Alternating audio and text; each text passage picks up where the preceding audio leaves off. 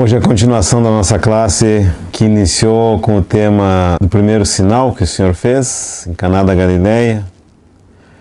Transformou água em vinho. E ali nós vimos as diferentes palavras gregas empregadas para descrever aquilo que nós chamamos milagres.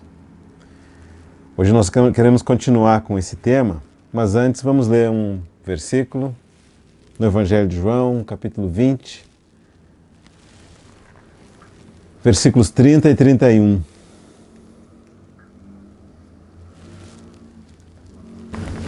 Na verdade, fez Jesus diante dos discípulos muitos outros sinais que não estão escritos neste livro. Estes, porém, foram registrados para que creiais que Jesus é o Cristo, o Filho de Deus, e para que, crendo, tenhais vida em seu nome. Vamos orar? Muito obrigado, Senhor, porque aprove, Senhor, que estivéssemos com vida hoje ainda e que pudéssemos estar juntos em torno da Sua palavra, com essa expectativa de ouvir a Sua voz, com essa expectativa de ser tocados pelo Senhor. E é isso que nós esperamos. Fala conosco, Senhor. Nós precisamos ouvir a Sua voz. Usa essa palavra como essa espada de dois gumes que penetra até o mais profundo do nosso ser e separa aquilo que é alma daquilo que é espírito, Senhor. E ajuda-nos a responder para o Senhor espiritualmente, da maneira que agrada o Senhor. É isso que nós pedimos no nome do Senhor Jesus Cristo, nosso amado Salvador. Amém.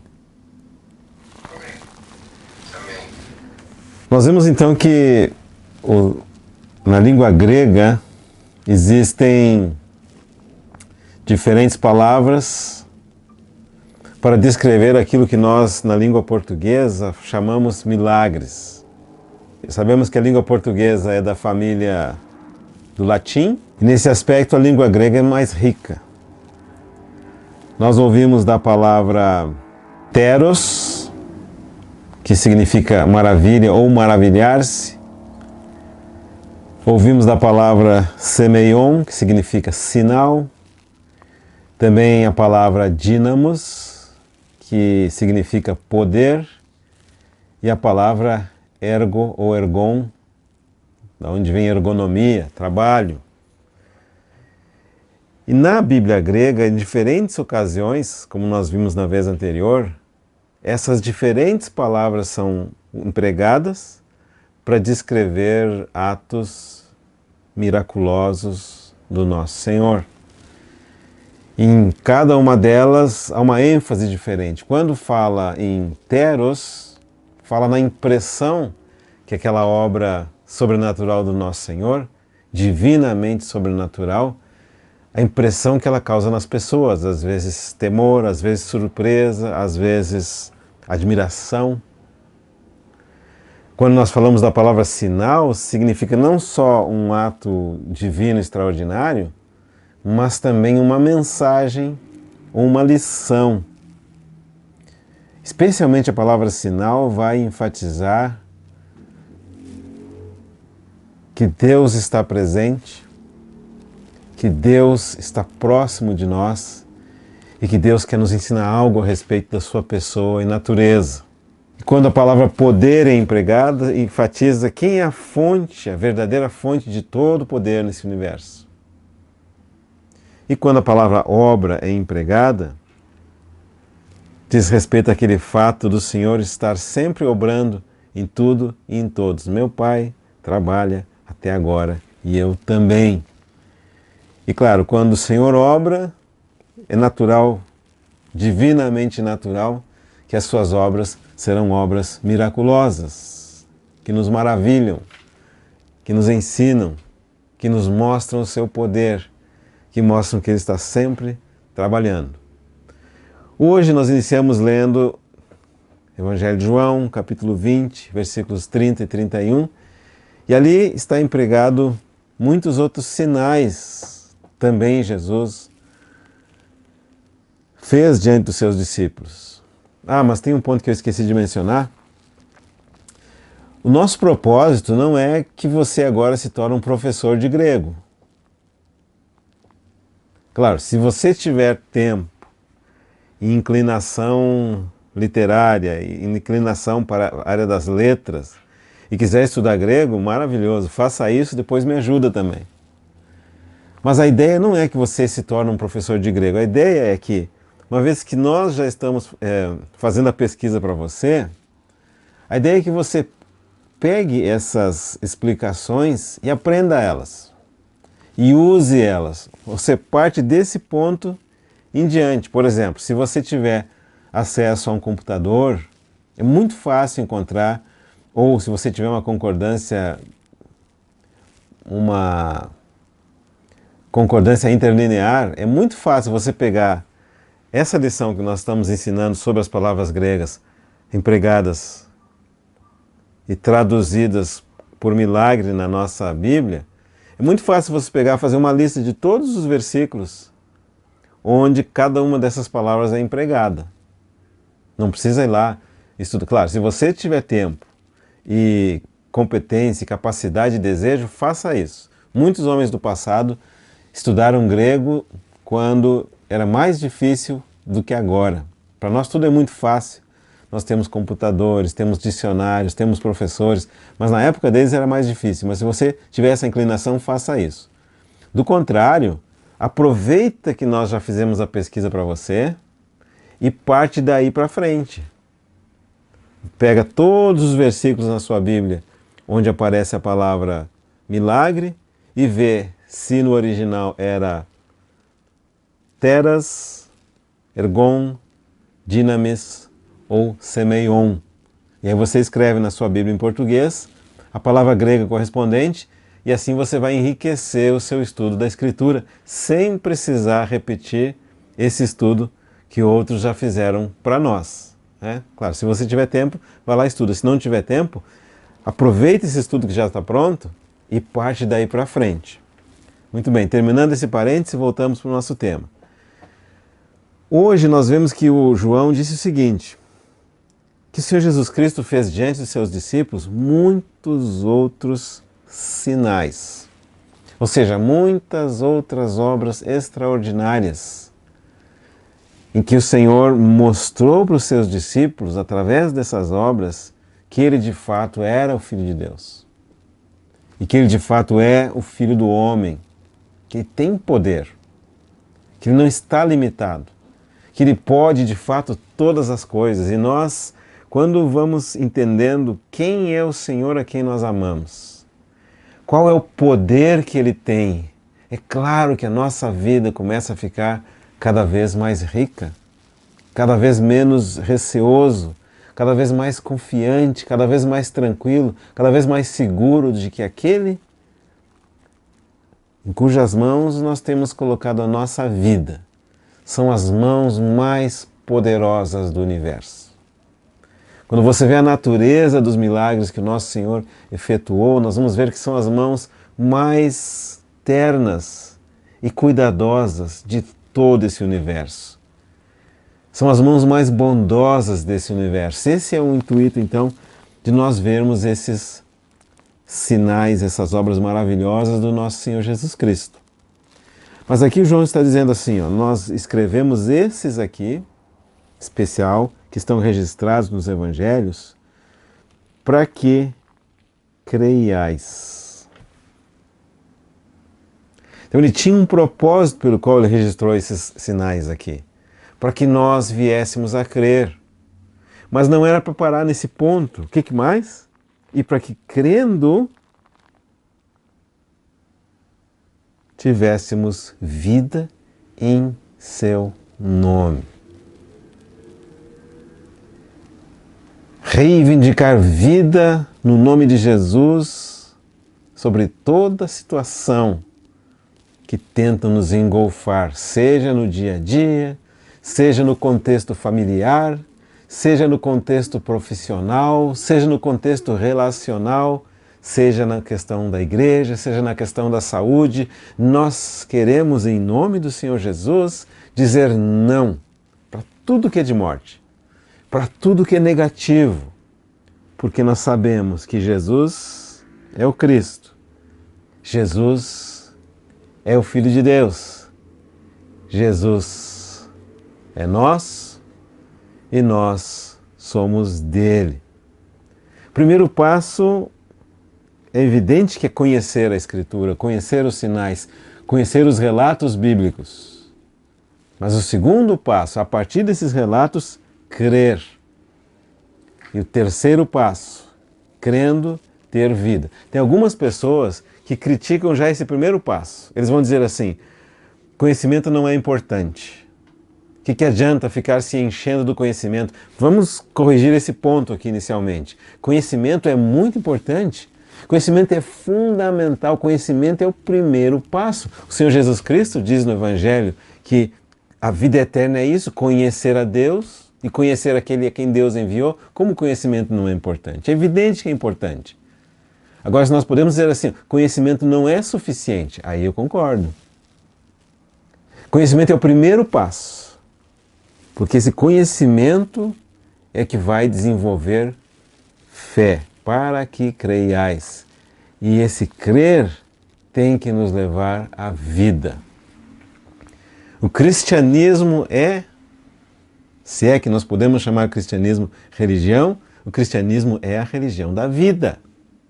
Ele diz: eu vim para que tenhais vida e a tenham em abundância.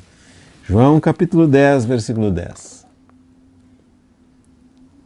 A nossa fé não é fé de morte, não é fé de mortos, não é fé que nos deixa morta, a nossa fé é uma fé que nos enche de vida. Porque o nosso Deus é o Deus da vida. Ele disse: eu não sou o Deus dos mortos, mas o Deus dos vivos. Mateus capítulo 22, versículo 32. Nosso Senhor Jesus Cristo disse: eu sou a ressurreição e a vida, e aquele que crê em mim, ainda que esteja morto, viverá. João capítulo 11, versículo 25. Como o Pai que vive me enviou, e eu vivo por causa do Pai, aquele que de mim se alimenta, também viverá. E este é o pão que desceu do céu, não como os pais comeram e morreram. Aquele que deste pão comer, viverá para sempre. Ainda por um pouco que o mundo não me verá, mas vós me vereis, porque eu vivo e vós também vivereis. João 14, 19. Você percebeu que a entrada de Deus na nossa vida por meio do nosso Senhor Jesus Cristo é para nos encher de vida? O nosso cristianismo não pode e não é uma prática de fé que nos deixa mornos, sem entusiasmos, abatidos, a cabeça curvada. Isso não é um cristianismo de acordo com a Bíblia. O Senhor diz assim: essas coisas eu vos digo para que o vosso gozo seja completo. O Senhor deseja que sejamos completos. O Senhor deseja que sejamos plenos. Plenos de quê? Plenos de vida. Graças a Deus por isso. Às vezes parece que nós, estudando a palavra mês após mês, semana após semana juntos, que não vai fazer diferença, é mero engano. Quanto mais nos enchemos dessa palavra maravilhosa, mais a nossa vida vai se enchendo dessa vida maravilhosa. Nós não estamos nos referindo da vida natural, estamos nos referindo a essa vida divina, não criada, Cristo em nós. É esse então o objetivo pelos quais esses sinais foram registrados e deixados para nós no Evangelho, para que creiamos que Jesus é o Filho de Deus e, crendo, tenhamos vida em seu nome. Tem um grande número de pessoas que têm dificuldade com os milagres relatados na Bíblia. As pessoas que são mais racionais, elas têm dificuldade em crer e aceitar aquilo que a mente deles não consegue captar. E nós, como cristãos, cremos nos milagres relatados na Bíblia, porque nós cremos no poder de Deus e nós cremos no Deus de poder. Agora, aqueles que não creem, às vezes eles fazem o seguinte raciocínio: esses milagres da Bíblia são nada mais, nada menos ou tão interessantes e importantes quanto os milagres que nós vemos na natureza todos os dias. Agora, os milagres que nós vemos na natureza não nos impressionam porque eles ocorrem frequentemente, repetidas vezes, e eles conseguem descobrir uma lei que explique por que eles se repetem, e gradualmente perdem essa capacidade de se admirar. Perde essa capacidade de ficar impressionado. Você vê o sol todos os dias, com muita frequência. Depois você vê chover. Outro dia você vê as flores nascerem no campo. E gradualmente essas coisas não mais te impressionam. E você vai dizer que tudo é milagre. O milagre da vida. Como se a vida tivesse se produzida sozinha por si mesma. As gramas crescem, as sementes desenvolvem, as flores florescem, o sol brilha, a chuva vem. Você nem se pergunta de onde vem o poder que faz com que todas essas coisas ocorram com sequência, com regularidade. E você vai dizer assim como essas milagres da natureza, assim também são os milagres relatados na Bíblia. Mas nada mais, nada menos do que um milagre. Tudo à nossa volta é um milagre, dizem aqueles que não creem. E vão dizer assim, ou nós cremos que tudo é um milagre, ou nós cremos que nada é um milagre. Dois extremos. Na verdade, essas assim chamadas leis da natureza, elas são similares aos milagres, mas não são exatamente iguais. Quando nós vemos o funcionamento do universo à nossa volta, da natureza à nossa volta, nós temos a tendência de pensar que é como que fosse um relógio mecânico. O inventor do relógio criou aquele relógio mecânico, colocou as engrenagens lá, deixa o relógio funcionando. De vez em quando ele vai lá e faz uma revisão, outras vezes ele faz um conserto. Ou nós podemos pensar que a natureza à nossa volta é como um navio, os construtores do navio construíram o navio e agora coloca os homens a navegar nesse navio que eles criaram. Mas essa ideia não é compatível com a natureza do nosso Deus. O nosso Deus não é alguém que criou o mundo e o deixou à sua própria sorte. Não. O nosso Deus está presente na obra da sua mão, que muitos de nós chamamos natureza. Abre comigo no Evangelho de João, no capítulo 5, versículo 17. Mas ele lhes disse, meu pai trabalha até agora e eu trabalho também. Está vendo esse versículo? Está vendo a menção que o nosso Senhor fala que o nosso Deus é um Deus presente no universo, trabalha no universo e não simplesmente deixou as coisas funcionando como que em modo automático. É Deus quem trabalha em tudo o que existe no universo. É Deus que alimenta todos os seres que existem. É Deus que os energiza. É Deus que os dá poder. Hebreus capítulo 1, versículo 3. Ele que é o resplendor da glória e a expressão exata do seu ser, sustentando todas as coisas pela palavra do seu poder. Viu essa frase? Tudo que existe em seu lugar e ordem, em todo o universo criado, é sustentado por Deus e pelo poder de Deus. Você pode pensar tanto no mundo macroscópico, quem sustenta as estrelas nas suas posições e órbitas? Quem sustenta os planetas nas suas órbitas? Quem mantém o Sol aonde ele está com a energia que ele tem? Quem energiza os ventos e os mares a nível macroscópico? É Deus.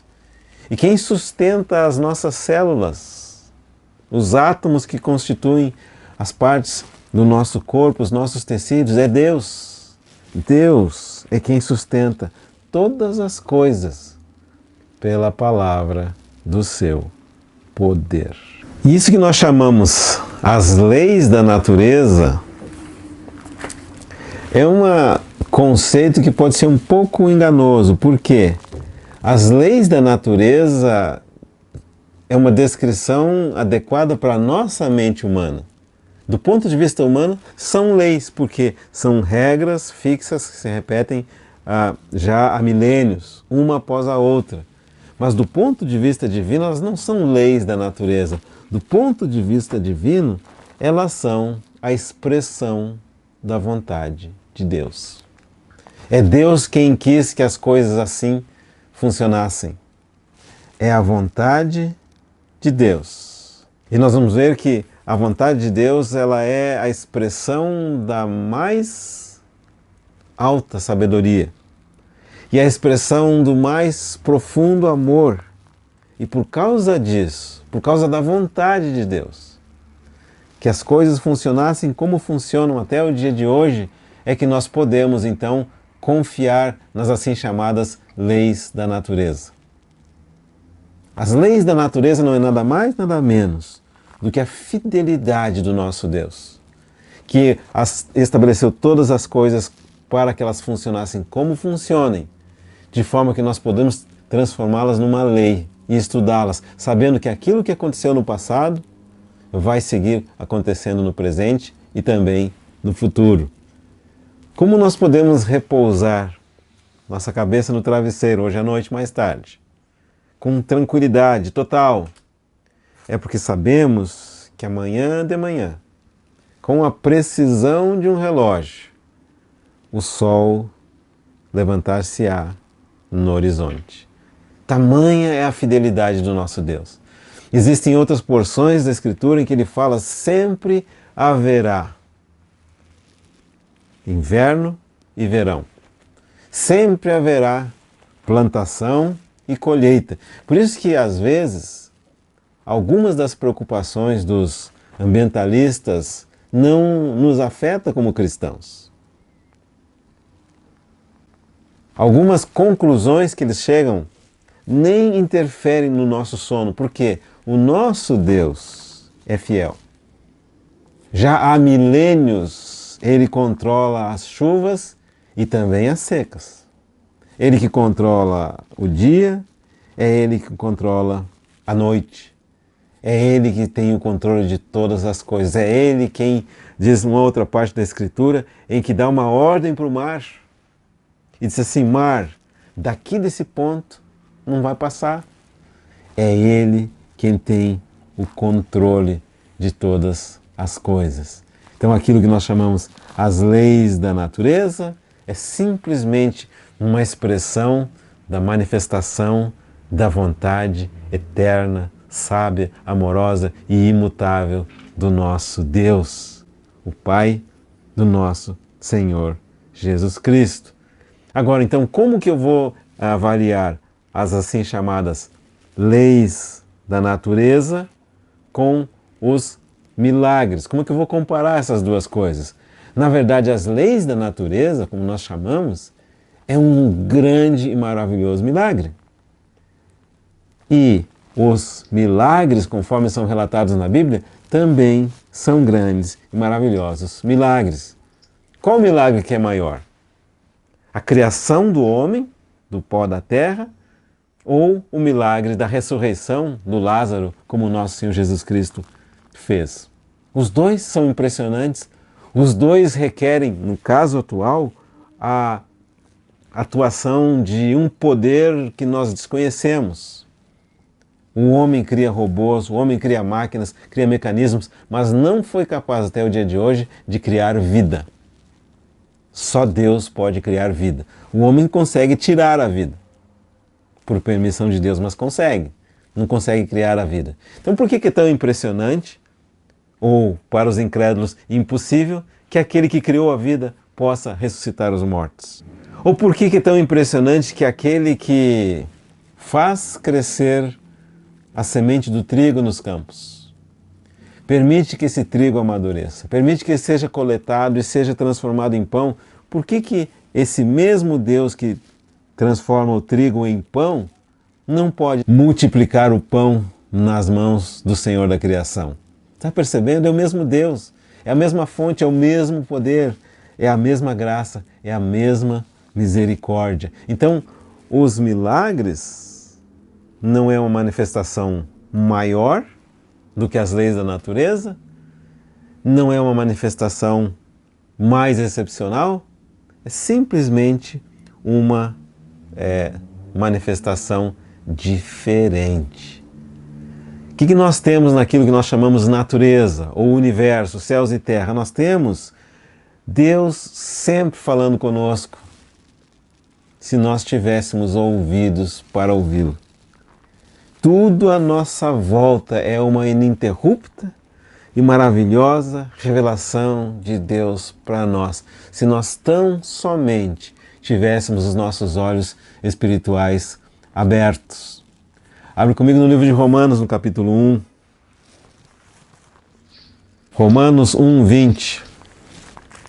Porque os atributos invisíveis de Deus, assim o seu eterno poder, como também a sua própria divindade, claramente se reconhecem desde o princípio do mundo, sendo percebidos por meio das coisas que foram criadas. Está vendo aí que esse versículo nos diz?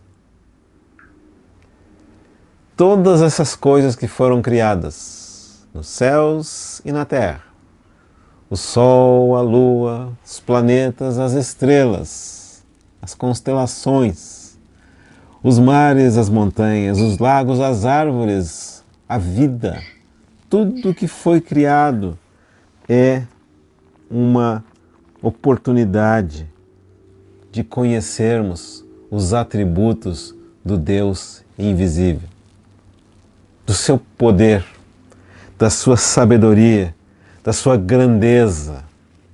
Tudo que foi criado tem essa característica.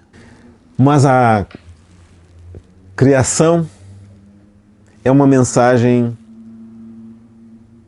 que fala para todos. É uma mensagem difusa. Mas quando nós temos o relato dos milagres nas Escrituras, é algo que é operado diante de poucas pessoas em geral. É algo que vai chamar a atenção de umas poucas pessoas. E na verdade é uma voz que os destaca da multidão. Da mesma forma que os milagres que o Senhor opera na nossa vida, no dia a dia. São coisas que Ele faz na nossa vida e mostra para a nossa vida que de alguma forma não mostrou para outros. Então existe essa distinção entre as leis da natureza e os milagres. Os milagres têm uma mensagem específica para pessoas específicas e só essa ideia já deveria nos levar a dobrar os nossos joelhos em gratidão, em adoração ao nosso Pai, porque um dia Ele fez o milagre de abrir os nossos olhos para que os nossos olhos vissem a sua pessoa. Nós fomos como que privilegiados em ser separados dessa grande massa da humanidade. Não só nós, é evidente, mas nós também que tivemos os nossos olhos abertos e hoje nós vemos, nós sabemos quem é o Criador dos céus e da terra. Nós sabemos quem é Jesus. Nós sabemos quem é o nosso Pai. Nós sabemos de onde nós viemos, por que aqui estamos e para onde vamos. Ele abriu os nossos olhos. Que maravilhoso milagre! Então, quando essa natureza que revela a Deus, mas ao mesmo tempo esconde a Deus, quando esse véu é removido, então nós temos não só essa lei natural, mas nós temos um milagre específico realizado pelo nosso Deus. O véu é removido, os nossos olhos veem ao Senhor. E nós vamos ver que Ele é Deus. O que é um milagre, então, específico? É que, ao lado dessas leis da natureza, acima dessas leis da natureza, nós temos um poder superior. Nós vemos a ação e manifestação de um poder superior. Não que seja superior porque a fonte é superior. O Deus que opera na natureza é o mesmo Deus que faz milagres na nossa vida. Mas o propósito é um propósito superior. Por quê? Todo o sinal que o Senhor permitir acontecer na nossa vida tem como propósito revelar mais de Jesus, o nosso Senhor. E nós crermos mais em Jesus, o nosso Senhor, e nós termos mais vida. O nosso Deus é um Deus vivo, que cura os enfermos, ressuscita os mortos, restaura a visão dos cegos, dá audição de novo aos surdos, simplesmente porque isso é o que Ele faz. E se isso é o que Ele quer fazer na nossa vida agora e hoje, por que não? Por que viver condicionado a o pessoal usa a palavra destino, né? É o meu destino, é a minha sina. Quando Jesus Cristo entra na nossa vida, nós não temos mais esse destino. Nós não temos mais sina. Nós somos chamados para a vida e vida em abundância, e o Senhor espera e deseja que nós vivamos nesse nível de fé. Se o Senhor vai operar, isso depende da vontade dEle. Mas se nós vamos crer, depende da nossa vontade. E nós queremos crer sempre. Nós não podemos pensar que aquele problema que nos cerca, que nos pesa, que nos assola, vai ficar para sempre lá. Nós temos que crer que no momento que a vontade do Senhor aprover para Ele, Ele vai curar, Ele vai salvar, Ele vai ressuscitar. Nós somos aqueles que sempre cremos, porque nós passamos a conhecer o poder, a sabedoria e o amor daquele em quem nós cremos. Não ore como se Deus não estivesse ouvindo a sua oração. Não ore como se Deus não fizesse caso das suas petições. Não vá até Deus como se Deus desconhecesse as nossas súplicas. O nosso Deus ouve as nossas orações, conhece as nossas petições, mas ao mesmo tempo, Ele não é somente um Deus de poder, Ele é também um Deus de amor e de sabedoria. Às vezes nós confiamos no poder de Deus, mas nem sempre confiamos na sua sabedoria. Nós confiamos no amor de Deus, mas às vezes não confiamos que Ele também é todo sábio. Ele sabe o que é melhor para nós e quando. Nós não sabemos. Por isso nós prosseguimos orando ao Deus do céu. Prosseguimos crendo no Deus do céu. Prosseguimos confiando no Deus do céu. Então, esses assim chamados milagres é uma maneira de Deus falar diretamente com uns poucos, conosco, para que a nossa fé fique mais robusta, fique mais firme, fique mais forte. Há quem diga que esses milagres são contrários à lei natural. Primeiro diziam, é tudo milagre. Todas as coisas que acontecem na natureza. Depois vai dizer assim, esses milagres que são relatados são contrários à vida, são contrários à lei da natureza. Isso não é verdade. É o oposto que é o verdadeiro.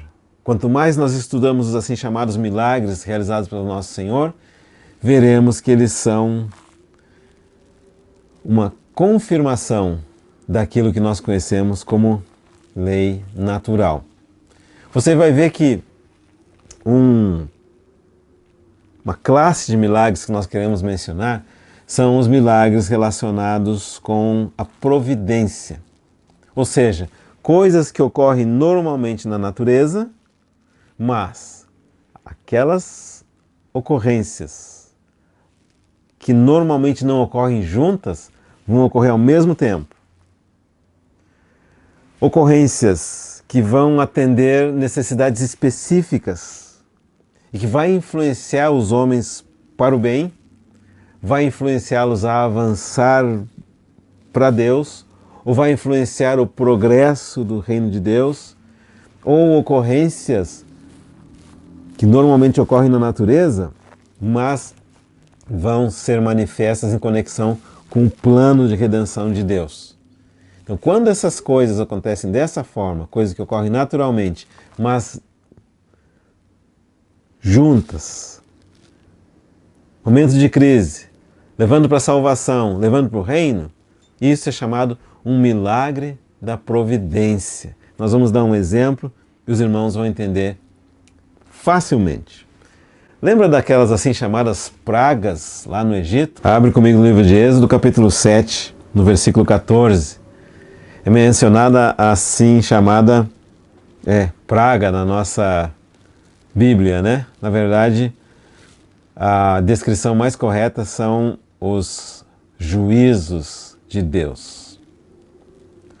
São os assim chamados juízos. O primeiro deles é o fato da água tornar-se em sangue, mediante a palavra do Moisés, mediante o tocar as águas do rio com a sua vara. Já temos registro em outras partes do mundo de um fenômeno relacionado com a ocorrência de um determinado tipo de algas que podem sim, de fato, tornar as águas de um determinado rio ou lago vermelhas por algum tempo.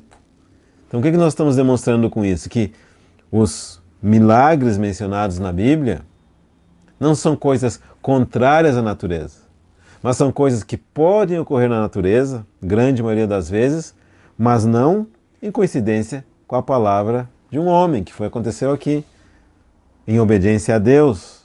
Então, é um milagre da providência. Pragas de rãs. Existem locais em que ocorrem essas enxames de rã que invadem determinada região. Praga de piolhos.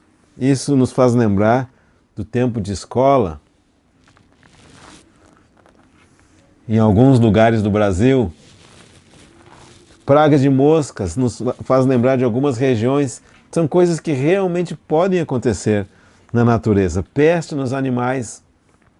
Alguns tempos atrás tínhamos aquela doença. Quem lembra o nome daquela doença? Vaca louca. Isso, chamávamos a doença da vaca louca, né? Que ela ia salivando, perdia as forças, morria, etc. e tal. Praga de úlceras. Então, uma a uma dessas assim chamadas ocorrências miraculosas são coisas que ocorrem naturalmente. Podem ocorrer naturalmente, mas não naquela sucessão, não mediante a palavra de Moisés depois de ter sido instruído por Deus, não com aquela intensidade. Está percebendo? Então, quando essas coisas que ocorrem naturalmente ocorrem num determinado momento, para ensinar uma lição, no caso aqui, uma lição dupla.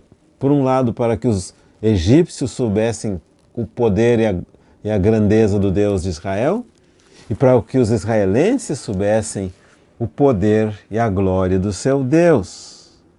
Então, esses são chamados sinais e maravilhas do Egito. Deuteronômio capítulo 4, versículo 34. Ou se um Deus intentou tomar para si um povo do meio de outro povo com provas e com sinais e com milagres. Está vendo ali?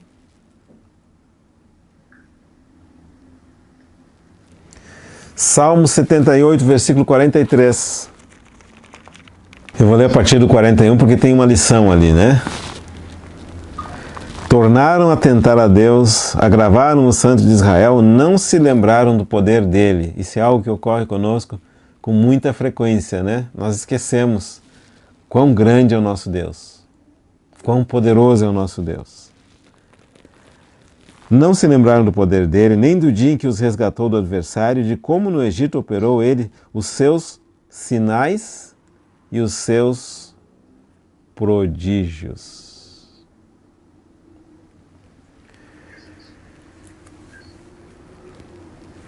Existe alguma coisa de excepcional que alguém encontre uma moeda na boca de um peixe? Não. Mas o que existiu de excepcional ali? Que naquele caso em que o Senhor ordena que o Pedro fosse pescar e quando encontrasse a moeda na boca do peixe fosse lá pagar o tributo, o excepcional é o Pedro ter encontrado aquele peixe com a moeda mediante a palavra do Senhor. Mas não é impossível de acontecer, como os incrédulos gostam de afirmar em relação às coisas maravilhosas que acontecem na Bíblia. Tem um relato de um profeta no Antigo Testamento que ele tinha recebido uma ordem.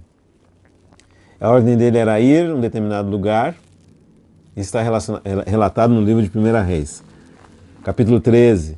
Esse profeta deveria ir, entregar a sua profecia, não era para comer pão e nem beber água naquele lugar.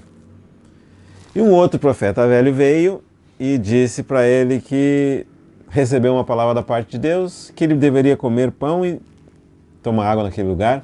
E o profeta jovem desobedeceu a revelação de Deus para ele.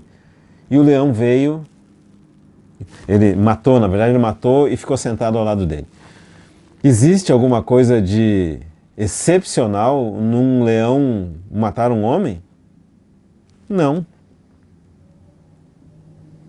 Mas existe alguma coisa de excepcional num leão matar um homem depois de ter esse homem recebido uma palavra de Deus que ele não deveria comer pão e beber água naquele lugar? Sim, porque é um sinal em conjunto com uma palavra dada por Deus. É uma coisa que pode ocorrer naturalmente, mas nesse caso ela ocorreu de acordo com a palavra de Deus e no tempo mencionado pela palavra de Deus com uma lição. Então, sem dúvida nenhuma, é um milagre da providência. E nós encontramos inúmeros exemplos destes na Bíblia, quando coisas ocorrem na vida de homens, para ensiná-los alguma lição, para dar alguma correção, para despertá-los ao arrependimento. E nesse sentido, é claro que nós deveríamos ter os nossos olhos bem abertos, porque traduzindo isso para o tratamento de Deus conosco no Novo Testamento, isso se trata da disciplina de Deus. Às vezes nós estamos com a cabeça com a mente tão focada numa ideia, tão obcecados, que nós não percebemos uma série de ocorrências da parte de Deus, às vezes tentando nos desviar de fazer uma coisa errada, ou às vezes tentando nos chamar ao arrependimento. Lembra da história do Balaão? O Balaão queria ir para frente e a mula não queria, e ele bateu na mula até que o anjo apareceu para o Balaão. Até que a mula falou para o Balaão, e o Balaão entendeu que toda aquela série de ocorrências naquela sequência, naquele tempo, não era simplesmente a mula rebelde e teimosa, mas era Deus querendo ensinar para o Balaão algo que seus olhos espirituais não viram. Então são os assim chamados milagres da providência, e nós deveríamos ficar muito atentos para eles na nossa vida. Claro que para os descrentes, eles sempre vão tentar achar um motivo para não crer. Mas é interessante ver como nem mesmo os descrentes resistiram quando Moisés estava operando aquelas prodígios lá no Egito, E eles tiveram que reconhecer. Abre comigo no livro de Êxodo, novamente, por gentileza, no capítulo 8. Êxodo 8:19. Então disseram os magos a Faraó: isso é o dedo de Deus. Ou seja, quando Deus move o seu dedo, nós temos um milagre. Eu lembro de um irmão, muito querido nosso, que dizia assim: Deus precisa mover só o dedo mindinho aquele. Coisas que para nós são barreiras intransponíveis, são dificuldades sem solução, são problemas que nos atormentam às vezes por questão de anos. Para Deus é só um mover do seu dedo pequenininho, se nós pudéssemos usar a linguagem humana para os atos divinos. É o dedo de Deus. Irmão, irmã, quão grande é o nosso Deus. Quão impressionantemente grande é o nosso Deus. Então, os milagres relatados na Bíblia, os milagres operados pelo nosso Senhor Jesus Cristo, não são contrários à lei da natureza. Não são violações da lei da natureza. Na verdade, o que acontece quando Deus criou o mundo? Ele criou o mundo em ordem. Criou o nosso organismo em ordem. Então, o que acontece quando o nosso Senhor Jesus Cristo opera um milagre de cura, por exemplo? Ele está trazendo as coisas de volta à ordem e à harmonia original. Está trazendo as coisas de volta à conformidade com aquilo que existe no céu, que é a vontade de Deus. Quando Deus cura um enfermo, como ocorreu com o nosso Senhor Jesus Cristo, Ele não está fazendo alguma coisa contrária à ordem. Na verdade, Ele está restaurando a ordem. A ordem é saúde e não doença. E quando o Senhor Jesus Cristo ressuscita dos mortos, a ordem é vida e não morte. Quando Ele devolve a visão a um cego, a ordem é visão e não cegueira. Então, um milagre desses operados pelo nosso Senhor Jesus Cristo não é uma coisa contrariando a natureza, contrariando a criação, contrariando a lei natural. Na verdade, é uma neutralização de uma lei inferior. Quer ver um exemplo? Quando o nosso braço levanta um peso, não está anulando a lei da gravidade. Prova disso que se nós abrirmos a mão, o peso cai. Mas o que está fazendo quando ele levanta esse peso? Tem uma lei da minha vontade superior àquela lei da gravidade. Está percebendo? O que acontece quando um pássaro voa? Tem uma lei da vida naquele pássaro que lhe atribui asas e capacidade de vencer por a lei superior da vida no pássaro a lei inferior da gravidade que o faria cair. O que ocorre quando Deus encontra um caminho na nossa vida? Simplesmente é uma lei de Deus operando na nossa vida superior àquela lei de Deus que operava anteriormente. O que Romanos fala para nós? Romanos fala que todos nós estamos sujeitos à lei do pecado e da morte. Abre comigo em Romanos capítulo 8. Romanos 8:1. Agora, pois já nenhuma condenação há para os que estão em Cristo Jesus, porque a lei do Espírito da vida em Cristo Jesus te livrou da lei do pecado e da morte. Está vendo ali? Por que nós podemos ter libertação da lei do pecado e da morte? Porque uma lei superior opera em nós, que é a lei do Espírito da vida. E com isso nós vimos que os milagres não são contrários à lei da natureza, não são desafiando as leis da natureza, mas eles são acima das leis da natureza, maiores que as leis da natureza, além das leis da natureza, e são um testemunho daquele que está por trás da lei da natureza. Como nós mencionamos, é como se Deus permitisse que nós víssemos através do milagre o mesmo Deus que mantém todas as coisas em operação. É como se Deus removesse aquele véu invisível que impede os incrédulos de ver Deus agindo em todas as coisas. Remove aquele véu e vê. É o dedo de Deus. Graças a Deus por isso.